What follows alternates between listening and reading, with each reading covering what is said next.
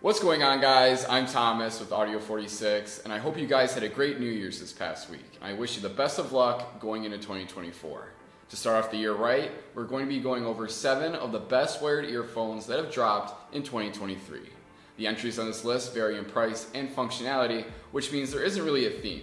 So long as it dropped in 2023, then it's fair game. Now, there have been a lot of great drops this year, so let's jump into it. Starting off at number 7, we have the Strauss & Wagner EM205. These $40 IEMs by Strauss & Wagner made their way on the list since the EM205 is one of the best options when it comes to bang for your buck in 2023. These IEMs technically came out at the tail end of 2022, but have seen great popularity in 2023.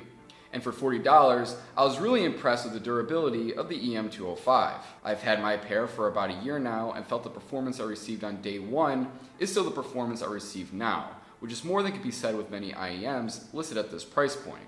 The EM205 contains a 3.5mm insert for mobile devices and PC, and also contains physical button controls for play pause, track selection, phone calls, and voice command. Internally, the EM205 contains a 9mm dynamic driver and provides a sound experience that feels pretty warm, given the price, although I did notice a good amount of sound bleed with these IEMs. Bass elements feel very solid and provide a decent extension, which I was very surprised to see. The soundstage overall contains a very acceptable center image, and the mids remained very clear and focused, and treble elements provided a lot of spark, but never felt overly harsh. Next up, we have the Sennheiser IE2200.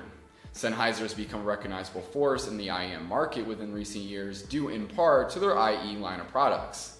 The IE200 is Sennheiser's more economical entry within their extended IE lineup, coming in at just $150. For this $150 price tag, you will still receive the widely loved IE design and fit that is seen with Sennheiser's higher-end IEMs, and it still works incredibly well with the IE200. I was very impressed with the IE200's braided cable since I experienced no tanglement or degradation issues, and overall I really like the dark gray finish on this cable since it melds with the all black shells very nicely. The IE200 lives up to the respected IE line of products thanks to its 7mm true response dynamic driver, which was able to dramatically reduce harmonic distortion to a level I rarely see with other IEMs at this price point. Additionally, these IEMs managed to create a very balanced sound output due to the IE200's surprisingly accurate diffuse field equalization. The overall soundstage on the IE200 delivers one of the most balanced and natural sounding stages of any IEMs at this price point within 2023. Most elements felt evenly distributed and were easily identifiable, and there was a good level of spaciousness that felt very precise. The low end provided a satisfying punch and controlled thickness that really grabs your attention, but doesn't distract from most of the mid-range, which provided plenty of transparency. This mid-range gave most instrument elements additional weight that allowed for clarity within this range to be highlighted very well. The highs contained several areas that felt very bright but never felt too intense in the ears, so if you like to listen on higher volumes, then you should be able to listen comfortably with very little issue. Up next at number 5, we have the Moondrop Blessing 3. Listed at $320, these IEMs are a bit pricier than earlier entries on this list, but that is for good reason. These IEMs are the 3rd iteration of Moondrop's Blessing line of products, and contain an updated look, but still maintains the unique Blessing design language that fans are used to.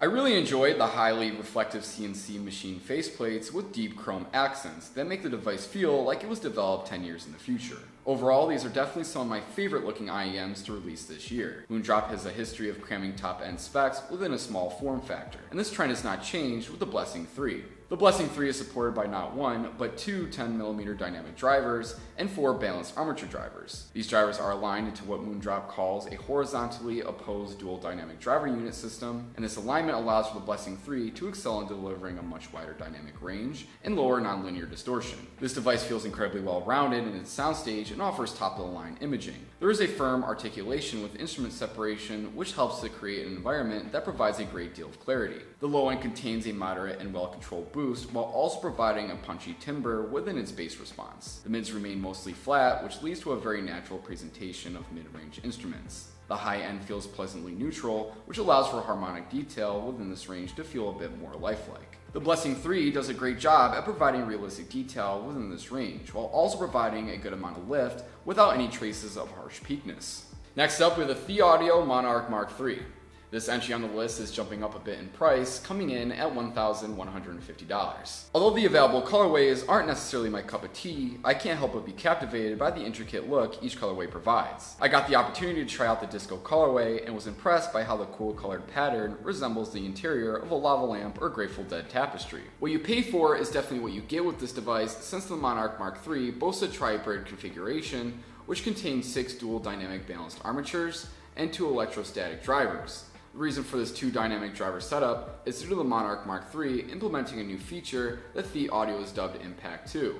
This Impact 2 component acts as its own subwoofer for the Monarch Mark III and is located within one of the Monarch Mark III's dynamic drivers. This impressive setup is further supported by the Monarch Mark III's 4-way crossover, which contains 9 separate passive components. The Monarch Mark III takes the soundstage of the Mark II and improves the stage in almost every way. There is a great deal of extensive width that really captivates the listener, and spatial imaging is much improved over the Monarch Mark II as a whole. The soundstage as a whole provides fantastic realism that feels heavily refined over the Monarch Mark III's predecessor. The low end on the Monarch Mark III contains a heavy bass response that never detracts in clarity, which helps to provide some great texture. The mids do a great job at feeling transparent, and there's a slight boost to the mids, which aids in expressiveness. Brightness with the highs never felt like an issue, and overall provided a colorful listening experience and sharp treble response. Getting into the final 3 entries on this list, we have the FAudio Radon 6.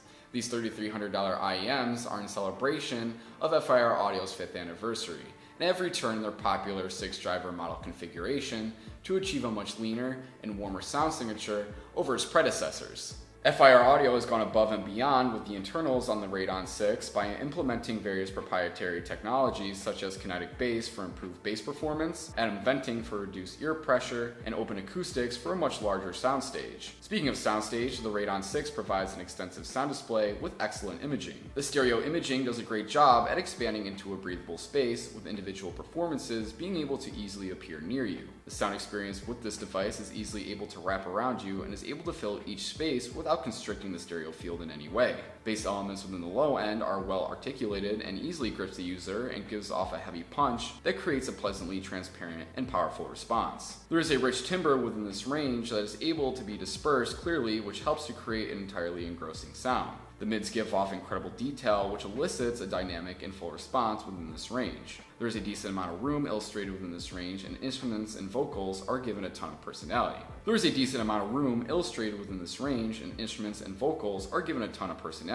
This pure sound signature is reflected greatly within the highs, since treble elements offer exquisite detail and flavor to many tracks. Several performances shine immensely, and timbre elements never felt overly bright, and sibilant textures never felt overly abrasive. Taking the number 2 spot is the FAudio U4S. This entry on the list is priced a bit more reasonably than the last few entries and comes in at $1,100. Inside the U4S, you will find 1 dynamic low driver, 2 balanced armature drivers, and 1 TIA driver. This driver configuration also employs a 4-way crossover, which boasts an electronic low-pass filter, which really helps to reduce any low-frequency distortions. Management for listening fatigue is handled very well at the U4S and is one of my favorite aspects of the device, and this is largely due to the U4S's new Apex technology integration. 64Audio has crafted their own patented vent, which actively reduces any built-up air pressure back into the ear canal, which I felt did a great job at relieving any harsh pressure I would normally receive after long listening sessions. The soundstage within this compact design manages to still pack in a ton of height, and placement between elements were even given a slight elevated boost at points. Overall imaging tends to fall more on the vertical and stereo fields, which is surprising since separation between instruments felt very well defined. The low end on the U4S feels skillfully balanced and contains a strong presence within most bass regions. This low end manages to deliver a lot of force without ever feeling muddy.